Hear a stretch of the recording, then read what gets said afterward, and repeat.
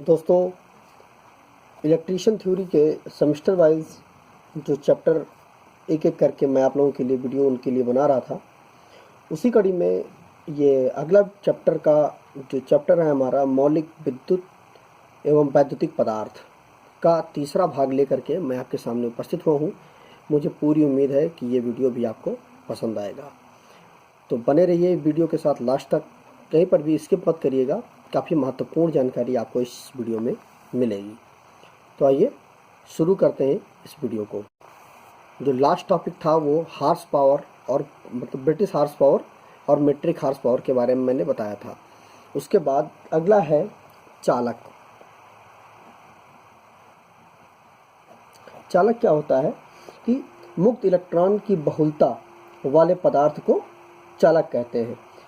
मान लीजिए जैसे कि जहाँ पर मुक्त इलेक्ट्रॉन, जो फ्री इलेक्ट्रॉन की जहाँ पे बहुलता होगी, उसी को हम चालक कहेंगे। जैसे कि इसका एग्जाम्पल है हमारा चांदी, सोना, ठीक है। तो ये कुछ उदाहरण हैं जो कि चालक के हैं, इनमें मुक्त इलेक्ट्रॉनों की बहुलता होती है। अगला है अब अच्छे चालक के गुण। अब अच्छे चालक के जो गुण क्या क्या होते हैं कि चालक सस्ता तथा सरलता से उपलब्ध होने वाला हो, आसानी से उपलब्ध हो, आसानी से उपलब्ध हो। नंबर एक अगर हम बताएं इसका, ठीक है। दूसरा अगर हम देखें तो चालक सुदृढ़ अर्थात मजबूत होना चाहिए, जिससे कि उससे बने तार ओवरहेड लाइन में प्रयोग की जा सके। मतलब इतना मजबूत होना चाहिए कि जो लाइनें हम खींचते हैं, मान लीजिए एक खंभे से लेकर के दूसरे खंभे तक, तो ये इतना मजबूत होना चाहिए कि यहाँ पर ये टूटे ना, इतना मजबूत होना चाहिए जो हमारा चालक तार होगा। अगला है अगर हम तीसरा पॉइंट की बात करें तो चालक ऐसा होना चाहिए कि उसके जोड़ों को आसानी से हम सोल्डरिंग कर सकें। मान लीजिए दो तार ये ऐसे हैं, तो इनको आसानी से यहाँ पर हम सोल्डरिंग कर सकें और आसानी से इसकी मजबूती, मतलब आप सोल्डरिंग भी आसानी कर सकें और इसका जो सोल्डरिंग का जो जोड़ हो वो काफ़ी मजबूत हो। ऐसा चालक हमारे पास ऐसा चालक होना चाहिए। चालक के गुण होते हैं। अगला है कि नंबर 4 अगर हम बात करें कि चालक का विशिष्ट प्रतिरोध कम व चालकता अधिक होनी चाहिए। मतलब विशिष्ट प्रतिरोध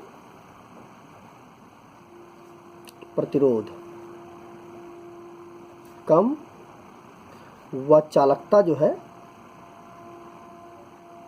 चालकता अधिक होनी चाहिए, ठीक है, जो हमारा चालक होगा, जिससे कि वोल्टेज में गिरावट तथा विद्युत शक्ति की खपत कम हो।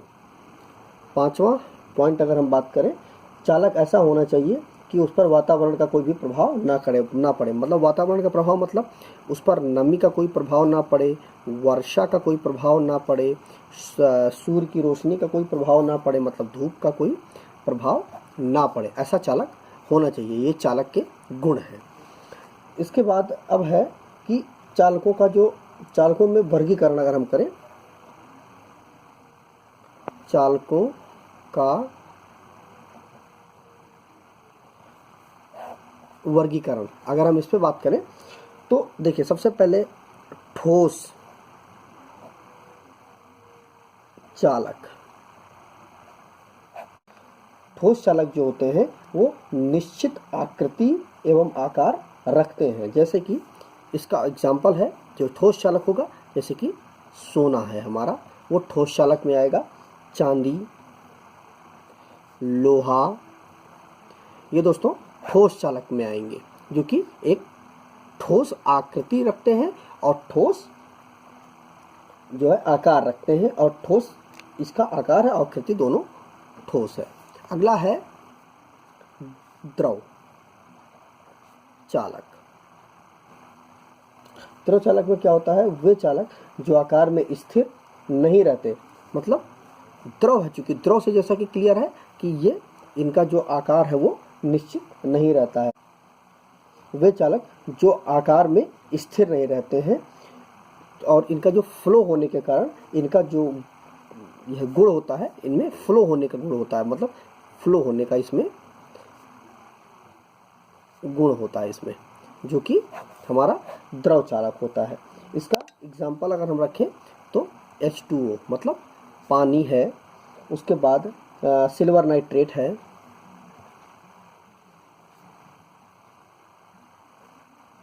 इसके एग्जाम्पल हो गए। इसके बाद अगला है गैस चालक। ठीक है, गैस चालक में क्या है कि कोई भी चालक आदर्श गैस चालक नहीं होता है। कोई भी चालक जो होता है वो आदर्श गैस चालक नहीं होता है। क्या होता है कि किसी गैस को चालक बनाने के लिए उसमें हम लवण मिलाना पड़ता है। जब तक हम उसमें लवण नहीं मिलाएंगे, मतलब इस चालक को, गैस को चालक बनाने के लिए उसमें हमें लवण मिलाना पड़ेगा। ठीक है, जब हम लवण मिला देंगे तो जिससे वह आयनीकृत हो जाएगा।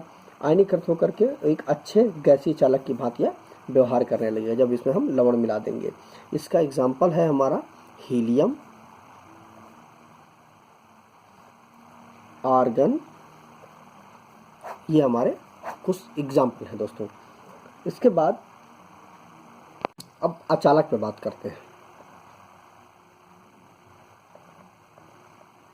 अचालक पर बात करते हैं वह पदार्थ जिनमें मुक्त इलेक्ट्रॉन की संख्या नगण्य होती है, मतलब चालक में बहुलता होती है और इसमें नगण्य होती है। इसमें मुक्त इलेक्ट्रॉनों की संख्या नगण्य होती है तो उसे हम अचालक बोलेंगे। ठीक है, अब अच्छे अचालक पदार्थ के, मतलब इसके एक एग्जाम्पल अगर हम रखें तो अभ्रक, कांच इसके एग्जाम्पल हो जाएंगे।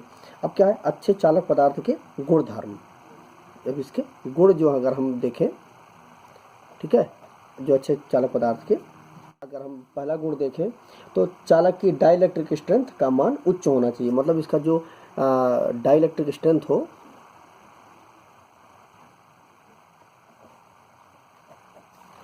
स्ट्रेंथ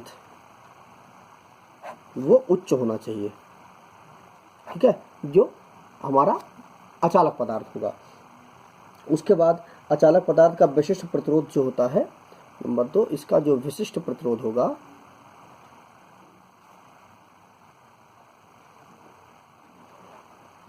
इसका विशिष्ट प्रतिरोध 10⁻12 ओम सेंटीमीटर, इससे उच्च होना चाहिए।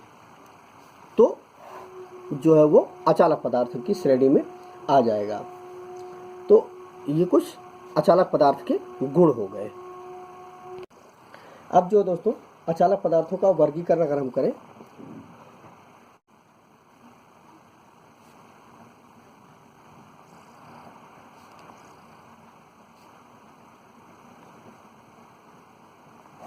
अचालक पदार्थों का वर्गीकरण, इसमें क्या होता है, सबसे पहले ठोस, जैसा कि चालक में ठोस था इसी तरह अचालक में भी ठोस होगा। ठोस अचालकों की आकृति, आकार व आयतन निश्चित होता है। मतलब इसकी जैसा उसमें भी चालक पदार्थ जो था उसमें भी आकृति और उसका जो आकार है ये सब चीज़ निश्चित होता है, उसी तरह इसमें भी निश्चित ही होता है। इसके एग्जाम्पल अगर हम रखें तो अभ्रक, कांच, ये इसके एग्जाम्पल हो जाएंगे। ठोस हो गया। उसके बाद द्रव अचालक पदार्थ, इसमें क्या होता है कि वे अचालक पदार्थ जो द्रव होने के का गुण रखते हैं तथा जिनकी कोई निश्चित आकृति नहीं होती, क्योंकि ये द्रव रूप में होते हैं इसलिए ऐसा होता है। इसका एग्जाम्पल अगर हम देखें तो वो खनिज तेल होगा, जो अचालक पदार्थों में द्रव रूप में जो होते हैं। इसके बाद हमारा आएगा गैस। गैस वाले में क्या होता है, वे अचालक जिनकी कोई निश्चित आकृति या आकार नहीं होता है तो वो अचालक पदार्थ होते हैं। इसमें जैसे कि शुष्क हवा, शुष्क हवा हो गया, नाइट्रोजन हो गया, इसके एग्जाम्पल हो गए। अब अगला एक चार्ट हम आपको थोड़ा समझा देते हैं कि तापमान के आधार पर अचालक चालकों का वर्गीकरण। अब आइए इस पे देख लेते हैं कि देखिए सबसे पहले में वाई वर्ग का जो अचालक पदार्थ होगा उसका जो टेम्परेचर होगा वो 90 डिग्री सेंटीग्रेड होगा। इसमें आएंगे सूत, रेशम इसके अंतर्गत आएंगे। अगला है वाई के बाद ए आता है। ए का जो अधिकतम सुरक्षित तापमान होगा वो 105 डिग्री सेंटीग्रेड होगा। इसमें भी सूत, रेशम यही चीज़ें आ जाएंगी। ए के बाद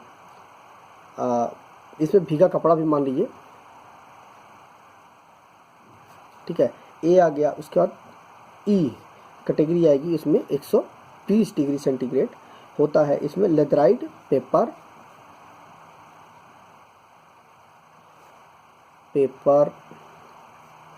फाइबर इसके एग्जाम्पल हो जाएंगे, ठीक है। इसके बाद ई के बाद होता है बी कैटेगरी में आता है 130 डिग्री सेंटीग्रेड। इसमें हमारा आएगा अभ्रक, एस्बेस्टस, ठीक है, इसमें एस्बेस्टस आ जाएगा। इसके बाद बी के बाद आएगा एफ कैटेगरी आती है। इसमें 155 डिग्री सेंटीग्रेड होता है। इसमें भी अभ्रक आ जाएगा, ठीक है। इसमें भी अभ्रक, एस्बेस्टस इसमें भी आ जाएगा। अगला होता है वो एच कैटेगरी होती है। एच कैटेगरी में 180 डिग्री सेंटीग्रेड होता है और इसमें भी हमारा अभ्रक, एस्बेस्टस वगैरह इसमें भी हमारे आ जाते हैं। इसके बाद जो लास्ट होता है वो सी कैटेगरी होती है। यह जो होती है वो 200 डिग्री सेंटीग्रेड, 220 डिग्री सेंटीग्रेड और 250 डिग्री सेंटीग्रेड, इन तीनों में होते हैं। और इसमें जो आता है वो अभ्रक, चीनी मिट्टी, कांच वगैरह इसके अंतर्गत आते हैं। इसके बाद दोस्तों लास्ट जो बचता है अर्धचालक। अर्धचालक में क्या होता है कि वे पदार्थ जिनमें चालक प्लस अचालक दोनों का जो गुण होता है वो मौजूद होता है, उसे हम अर्धचालक कहते हैं। इसका एग्जाम्पल अगर हम देखें तो